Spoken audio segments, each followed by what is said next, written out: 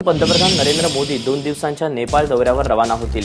जवळपास 17 वर्षांनंतर एखादा भारतीय पंतप्रधान नेपाळच्या भूमीत दाखल होणार आहे। यावेळी दोन्ही देशांच्या पंतप्रधानांमध्ये व्यापार, वाणिज्य, जलविद्युत परियोजना, सीमा सहयोग, संरक्षण, सैन्य संस्कृती आणि पर्यटनावर चर्चा होईल। नरेंद्र मोदींच्या स्वागतासाठी नेपाळचे पंतप्रधान सुशील कोइराला जातीनं विमानतळावर हजर असणार आहेत। नरेंद्र मोदी नेपाळच्या संविधान सभेला देखील संबोधित करणार आहेत। इतिहासात पहिल्यांदाच नेपाळच्या संविधान सभेला भारतीय पंतप्रधान संबोधित करतील। मोदींच्या दौऱ्यामुळे पहिल्यांदाच नेपाळची संविधान सभा रविवारी संसदेत हजर असेल।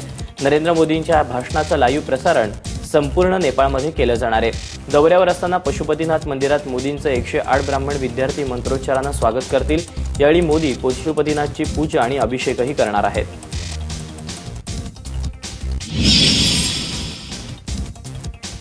परदेश दौऱ्यावर जाताना पंतप्रधानांसोबत परराष्ट्र खात्याचे बडे अधिकारी, उद्योगपतींचं शिष्टमंडळ वगैरे असणं साहजिक आहे। पण आज पंतप्रधान नरेंद्र मोदींसोबत भारतातून जाणाऱ्या अधिकाऱ्यासोबत एक नेपाळी तरुणही आपल्या मायदेशी जाणार आहे। त्याचं नाव आहे जीत बहादूर।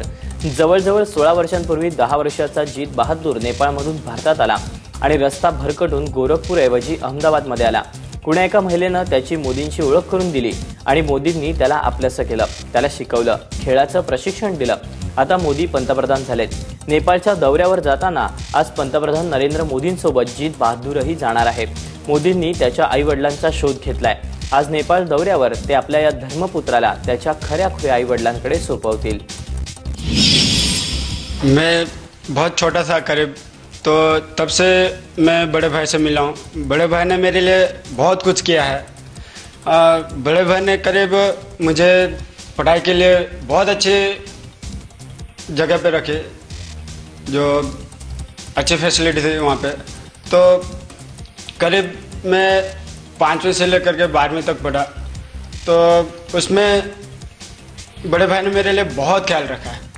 5वीं में, 6वीं में जब भी मैं जितना भी पढ़ाई करता जाता था, तो पढ़ाई करते करते हर एक सब्जेक्ट में, हर एक एग्ज़ाम में, हर एक क्लास के एंड एग्ज़ाम की जो रिजल्ट होते हैं वो भी मुझे पूछा करते थे।